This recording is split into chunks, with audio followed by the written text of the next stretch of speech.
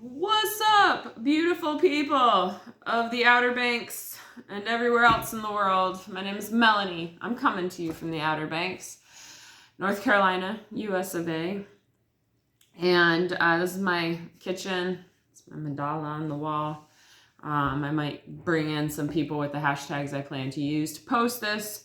So I just wanted to introduce myself. I am a mother to 3 little girls. I am also an artist, a musician, a singer-songwriter, a very active vegan, whole food, plant-based lady that's living her dream life here at the beach and taking you all on the journey with me. I'm usually pretty happy, unicorns, bubbly, and today I'm not. I made a video yesterday that I deleted because it was me basically sobbing on camera for 26 minutes and 26 seconds. And I just couldn't do that to y'all because I rewatched it and I cried. And usually my videos don't engage me in emotional response like that. So I figured my job here as a light being and a light worker is to raise the vibration of this collective and to give you guys a different perspective of life. So this face right now, woken up after 5 hours of sleep, is a little tired and swollen and cried all day yesterday. So that's why I look and sound the way I do, and that's okay. So we are purging and we are releasing emotions that have been kept down and held in for a very long time. And oh, sorry, my necklace is all stuck and weird. I wanted to come on and give you all a different perspective of what the holidays might mean for somebody else, and somebody that looks normal, that looks and behaves and acts normal like everybody else. Deep down inside, they are possibly feeling all of the childhood wounding and trauma and triggering that they grew up with, and they have shown scientific proof that the programming and the things that happen to a child before 7 are often like securely implanted in your brain, and it's very hard to change the chemistry and the pathways. It's possible, but it's very hard. And so for folks that have grown up in an abusive home, for folks that have grown up in a drug and alcohol home, for folks that have grown up in a home with codependent parents and no parents or hookers or whatever, like for the kids that grew up in these homes, it's a very hard time of year. Why? Because all this stuff that you see, the poinsettias, the garland, the trees, the ornaments, you remember all of the shit that happened to you. You remember all of the pain. You remember, you get triggered into it, and it's not even something that you can help. And even if you try to help it, it doesn't mean that it's going to be smooth sailing. So like, I went through abuse. I went through serious trauma. The holidays are a very hard and stressful time for people. You're getting less vitamin D. You are working your ass off trying to pay for the gifts that you don't really need or probably can't really afford. You're waiting in huge lines to get gifts, get groceries, do all of the things. You're trying to make it to all the holiday parties. Then you're at the holiday parties and you're drinking your freaking face off because that's what everybody does. And then you're hungover and you feel like shit, and you take it out on your family and you take it out on your kids. I don't blame my parents. My dad did the best that he could do with what he had. My mom did the best that she could do with what she had been given, because they had both been raised in difficult homes.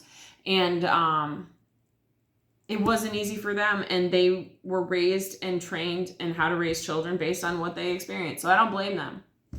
I don't blame anybody's parents that give them a shitty childhood, because I can tell you what, they are battling huge demons on the inside. If they're walking away from their kids, whatever it is, it doesn't matter. I don't care. I've worked as a labor and delivery nurse. That's where I stand, because I felt those demons, and I'm choosing not to walk away from my kids as much as I wanted to yesterday. Why could I possibly want that? Well, it is very hard as this person that I feel like I was robbed of all of these memories that I willingly give to them. And I sacrifice so much for my kids. Like, I am giving so much of myself to my children to make sure that they have a good childhood, to make sure that they feel loved, to make sure that I'm dealing with their drama and their issues and all the things that they have going on in a place of mindfulness and presence. And I'm not doing as much artwork because I'm homeschooling my kids this year, and I'm not doing as much singing and musicship as I should be because I'm homeschooling my kids this year. I give so much of myself. I'm present as their mother, loving their father, and providing this home and clean home and roof over their head and managing everything. And then watching them have this amazing experience with two loving parents that I never got. They fought all the fucking time for 6 months of every year. They didn't talk, and I was like the in-between person that they talked to. Like, my kids got it good. They've got two loving parents that talk to each other on a daily basis. When we have arguments or issues, we resolve those issues. We apologize. We talk about what could be done differently. We communicate with each other. We provide them with gifts, surprises, going out to dinners, good, yummy, home-cooked food that's not out of a package. And we decorate and we do the cookies and we do all of the things. And yet it's still not enough. There's always got to be something more. I lie to my kids. And you all know what I'm lying about that I'm not going to talk about on here because I don't want to ruin it for anybody else. But I lie to my kids, and it's like, that's the huge focus for them, is all revolving around this giant glittery lie. And so yesterday, all of these feelings just bubbled up inside me, and I emotionally vomited all over my family. And it broke me into a million pieces, and it broke them into a million pieces. But I shit you not, I'm trying so hard, guys. I'm trying so hard to do all the things that I need to do to move forward. And part of moving forward is taking a couple steps back. I did a lot of things differently on my crying journey this time. And instead of leaving in a really angry way and explosive way and walking away from my family with negative feelings left that I had to resolve later, this time I didn't do that. I walked away with love, and I said, I can't do this. I just can't.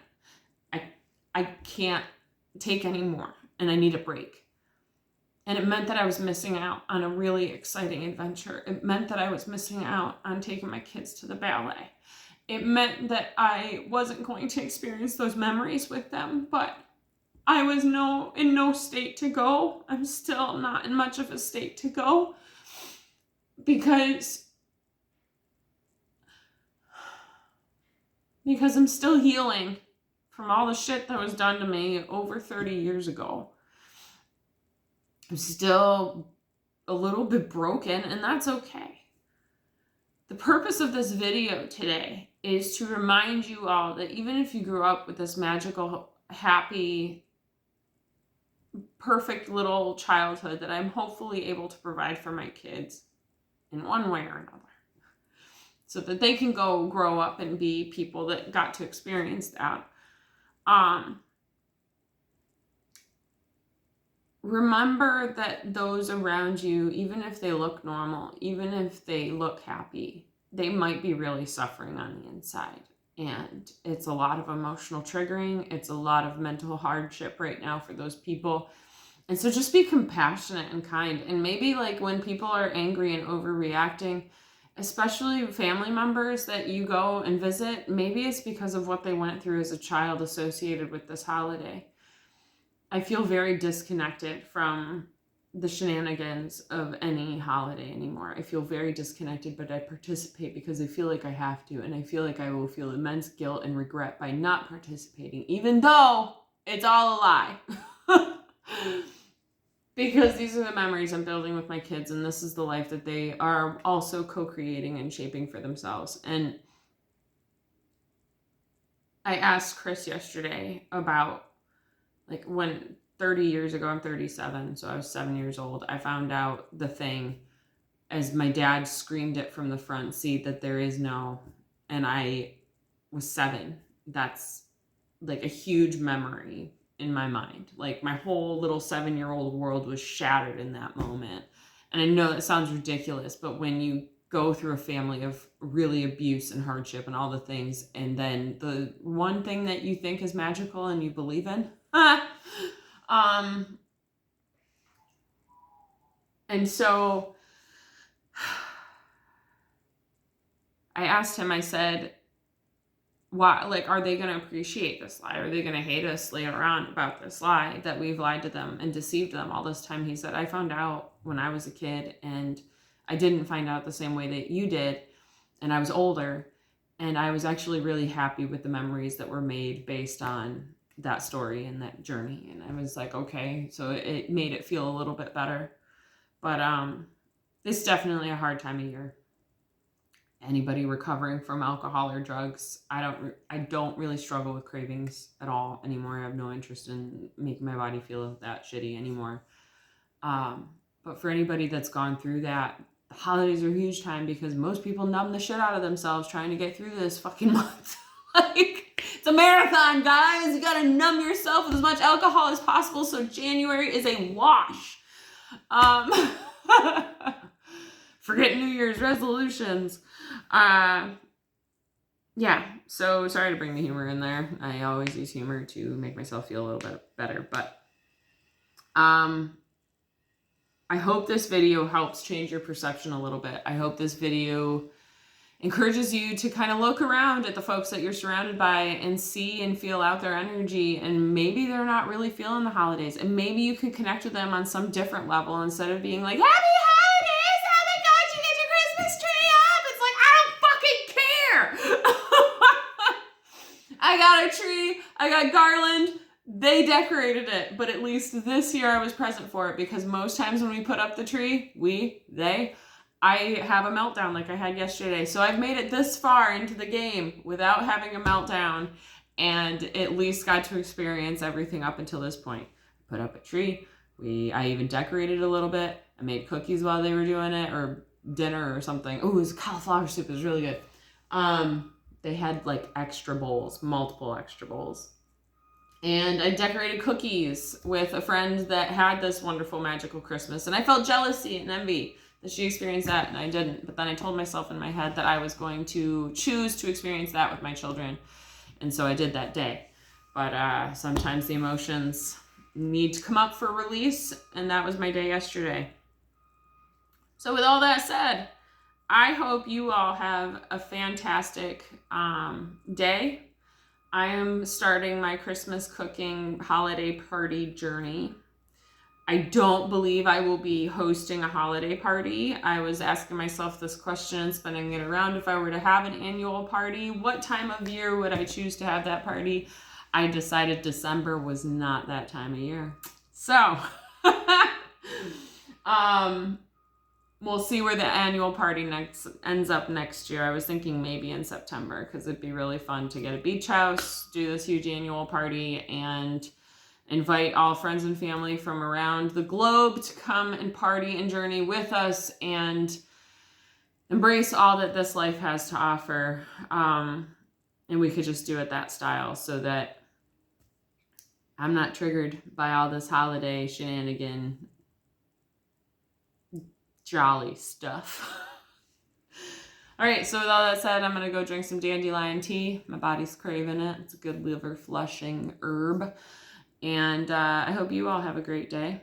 So much peace, so much love, so much namaste. I'm sending you all the love and light, especially to those that went through childhood like I did, associated with the holidays. Sending you all the love and light if you're not feeling it from your family. I definitely feeling it for you wherever you are, wherever you may be. And I'm feeling it because I know the pain you're going in and what you're feeling and going through. So much love. Adios, guys.